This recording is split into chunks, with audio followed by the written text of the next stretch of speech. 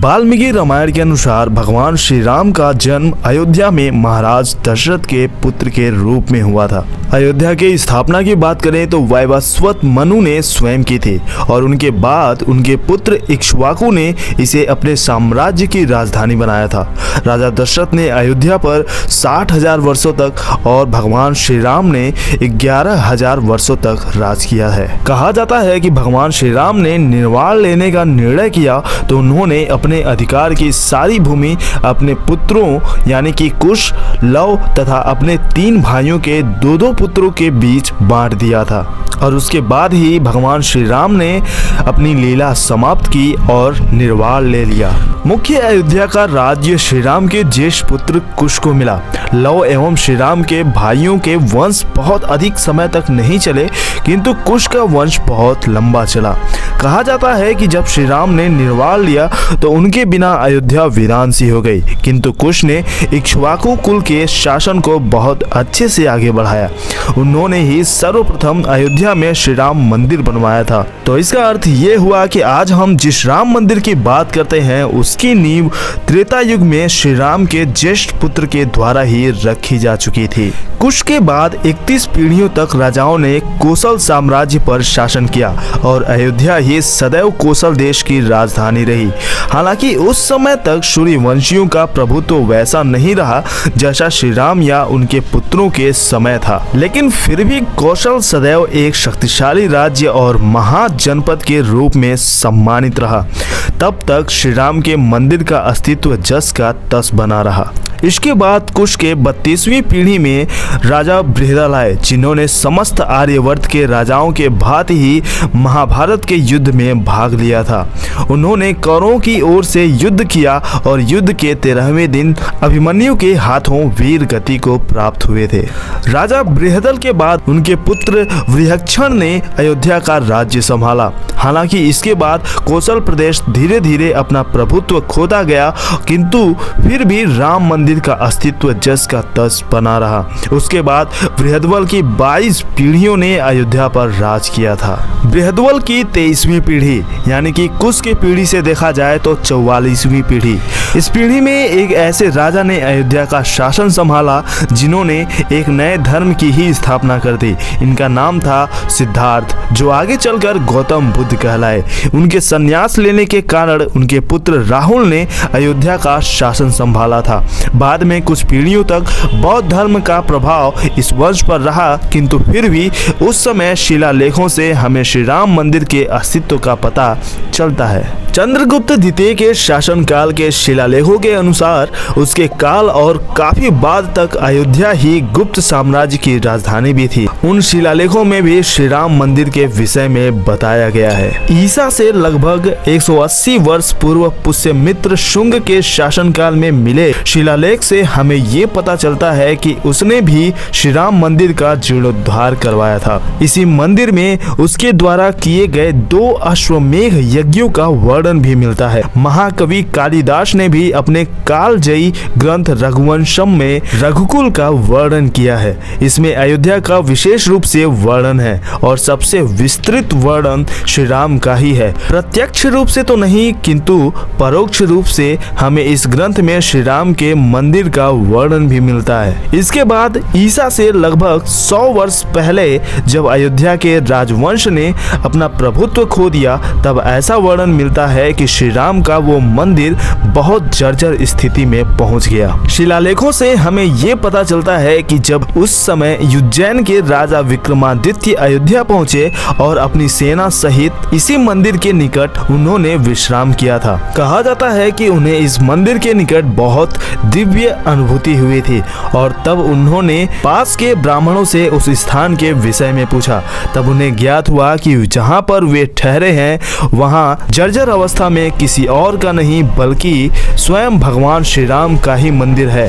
भगवान श्री राम में अपनी असीम आस्था के कारण ही उन्होंने उस मंदिर का निर्माण काले पत्थरों से एक भव्य मंदिर के रूप में करवाया, जो लगभग 84 विशाल स्तंभों पर खड़ा था। 630 ईस्वी के आसपास जब चीनी यात्री हेनत्सांग भारत आया तो उसने लिखा कि उसने अयोध्या के आसपास लगभग 20 बौद्ध मंदिर देखे, जिनमें में 3000 से भी अधिक बौद्ध भिक्षु रहते थे।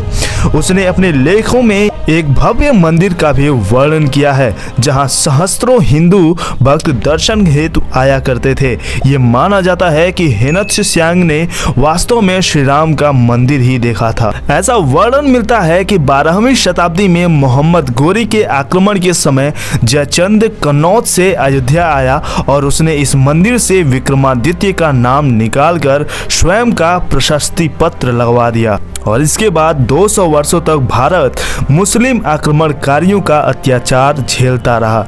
किंतु फिर भी लिखित प्रमाण है कि 14वीं शताब्दी तक महाराज विक्रमादित्य द्वारा जीर्णोद्धार कराया गया श्री राम का वो मंदिर उसी प्रकार खड़ा रहा और मुस्लिम आक्रांताओं से उसे कोई क्षति नहीं पहुंच सका। 14वीं शताब्दी में इब्राहिम लोदी के शासनकाल तक इस मंदिर के होने के प्रमाण मिलते हैं। सन 1526 में जब पानीपत के युद्ध में उसकी मृत्यु हुई और बाबर द्वारा मुगल साम्राज्य की नींव रखी गई, तब जाकर इस मंदिर को तोड़ने के कई अभियान चलाए गए। 1527 में बाबर ने इस मंदिर को तोड़ने का फरमान जारी कर दिया था और 1528 में बाबर के सेनापति मीर बाकी इस मंदिर को ध्वस्त करने के लिए अयोध्या पहुंचा।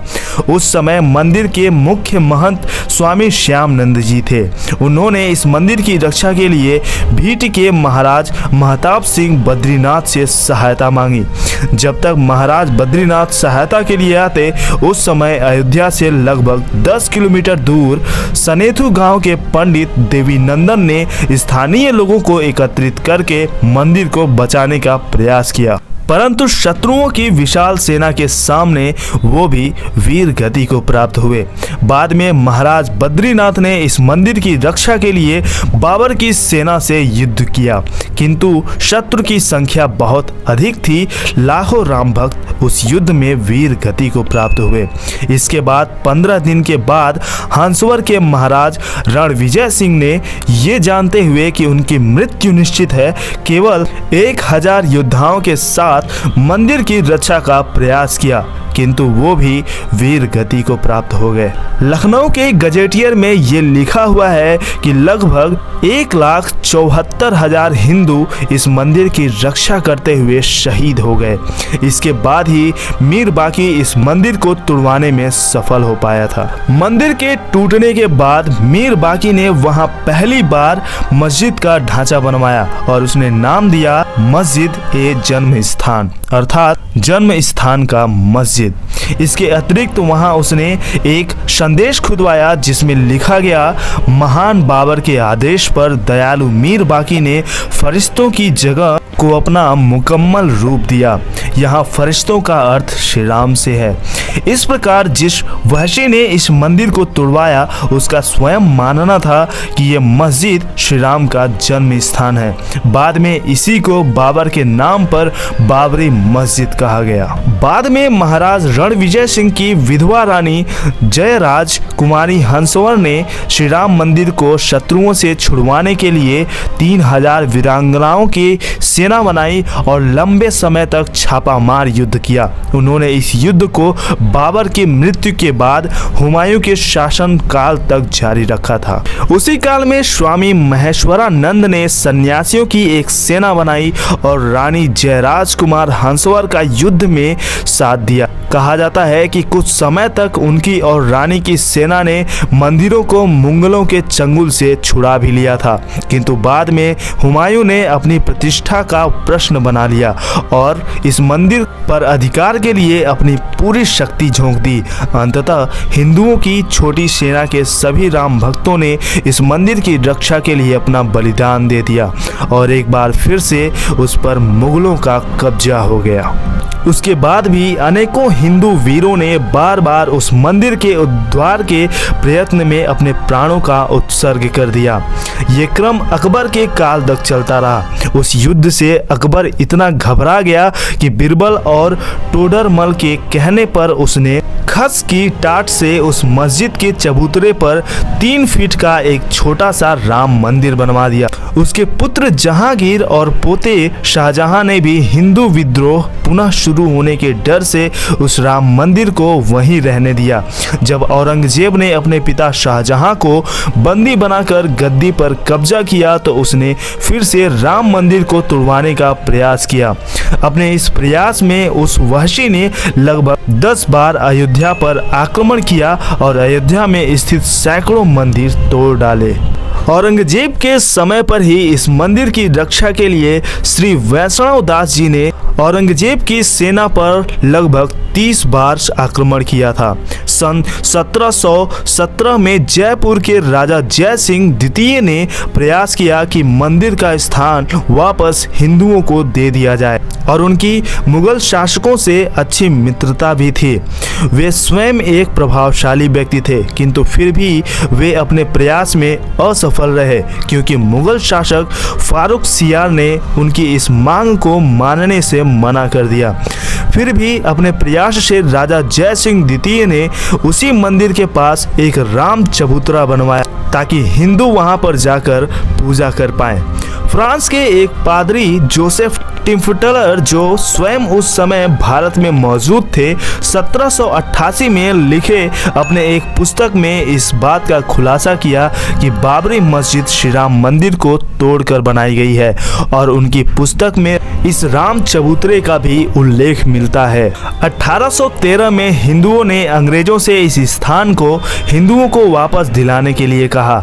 उस समय की अंग्रेज सरकार उतनी सशक्त नहीं थी, फिर भी उन्होंने जो जांच की उस रिपोर्ट में उन्होंने साफ तौर पर मस्जिद के आसपास मंदिर वास्तुकला के होने का उल्लेख किया था। सन 1827 में अवध के नवाब नसरुद्दीन हैदर शाह ने इस मस्जिद पर अधिकार किया।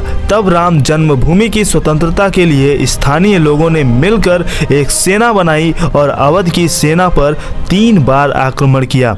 तीसरे आक्रमण के बाद उन्होंने नवाब की सेना को खदेड़ दिया और मंदिर पर हिंदुओं का आधिपत्य हो गया। उसके कुछ समय बाद दिल्ली के सुल्तान अकबर शाह और अवध के नवाब नसरुद्दीन हैदर शाह की सम्मिलित सेना ने अचानक ही जन्म स्थान पर आक्रमण कर हिंदुओं का नरसंहार आरंभ किया। स्थानीय हिंदुओं की सेना उस विशाल सेना के सामने कुछ भी नहीं थी, किंतु फिर भी उन्होंने अपनी अंतिम श्वास तक शाही सेना का सामना किया और वीर गति को प्राप्त हुए। हजारों राम भक्तों के शव गिरने के बाद ही शाही सेना उस मंदिर पर पुनः अधिकार प्राप्त कर सकी। 1838 में एक अंग्रेज पुरातत्ववेत्ता मोंटेगो मेरी मार्टिन ने एक जांच की और अपना रिपोर्ट में उन्होंने इस बात का खुलासा किया कि जिस स्तंभों पर बाबरी मस्जिद खड़ी है वो वास्तव में मंदिर के स्तंभ ही हैं और उनकी इस रिपोर्ट पर मुसलमानों ने बड़ा हंगामा किया था। 1848 में वाजिद अली शाह के शासन के समय हिंदुओं ने पुनः इस स्थान को प्राप्त करने का प्रयास किया। मुगल सैनिकों और हिंदुओं के बीच 2 दिन तक घोर युद्ध चला और हिंदुओं की विजय हुई। तब एक बार फिर हिंदुओं ने औरंगजेब द्वारा तुड़वाए गए श्री राम मंदिर के छोटे मंदिर का निर्माण कराया। 3 फीट लंबी ऊंचे खस के टाट से बने उस मंदिर में श्री राम लला की मूर्ति की स्थापना की गई। हालांकि ये स्थिति अधिक देर तक नहीं रह सकी और बहादुर शाह जफर ने वाजिद अली शाह की सेना के साथ मिलकर पुनः इस स्थान पर अधिकार कर लिया। 5 वर्ष के बाद 1853 में इस स्थान के लिए हिंदू और मुसलमानों के बीच दंगा हुआ। यह पहली बार था जब बिना किसी मुगल राजा के समर्थन के मुसलमानों ने हिंदुओं पर हमला किया था। कई लोग इसे प्रथम हिंदू मुस्लिम दंगा भी मानते हैं। इसमें दोनों पक्षों की क्षति बराबर हुई थी। 1855 में अंग्रेजों ने मुसलमानों को तो मस्जिद में जाने की अनुमति दे दी, किंतु हिंदुओं को अंदर जाने पर रोक लगा दी। तब हिंदुओं ने वहां से 150 फीट दूर बने राम चबूतरे पर पूजा करना आरंभ किया। 1857 की क्रांति के समय अयोध्या के महंत बाबा रामचरण दास ने फिर से राम मंदिर के जीर्णोद्धार का प्रयास किया। इस प्रयास में उन्होंने एक मौलवी अमीर अली को अपनी बात समझाई और आमिर अली ने ये माना कि यह स्थान वास्तव में श्री राम जन्मभूमि ही है। हिंदुओं ने उन दोनों का स्वागत किया, किंतु मुसलमानों को एक मुस्लिम का इस प्रकार श्री राम मंदिर की भक्ति करना रास नहीं आया। उन्होंने बिना किसी कारण इसका बड़ा विरोध किया और भावी दंगे के खतरे को देखते हुए उस समय की कंपनी सरकार ने उसी मंदिर के निकट एक पेड़ पर बाबा रामचरण दास और आमिर अली को एक साथ फांसी दे दी।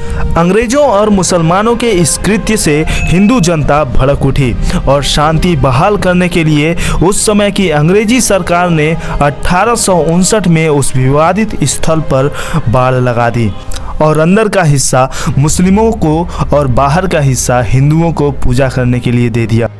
इससे काफी समय तक शांति तो बनी रही। 1885 में निर्मोही अखाड़े के महंत श्री रघुवर दास पहली बार इस मामले को न्यायालय तक ले गए। उस समय फैजाबाद न्यायालय के न्यायाधीश पंडित हरिकिशन ने इस मामले को सुना। रघुवर दास जी ने प्रार्थना की थी कि उन्हें राम चबूतरे पर छतरी लगाने दी जाए, किंतु उनकी अर्जी ठुकरा दी गई थी। अब बात है 1934 की।